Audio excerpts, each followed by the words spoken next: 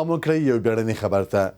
ځینې سرچینو تایید کړی چې د افغانستان د ملي دفاع وزیر مولوي محمد یعقوب مجاهد او د استخباراتو رئیس عبدالحق وثیق له پاکستاني لوري سره د خبرو لپاره د قطر پلازمینې ته رسیدلی دي. د راپورونو مخې ټاکل شوې ده چې دواړه لوري د روانو نښتو او د وروستیو هوایي بریدونو په اړه خبرې وکړي. له پاکستاني لوري څخه د دغه هیواد د دفاع وزیر خواجه آصف او د استخباراتو رئیس عاصم ملک د پلاوي مشري کوي. ویل کېږي د دې مذاکراتو موخه د جګړې د پای ته رسیدو او د دواړو هیوادونو ترمنځ د تاوتریخوالي د کمولو هڅې دي.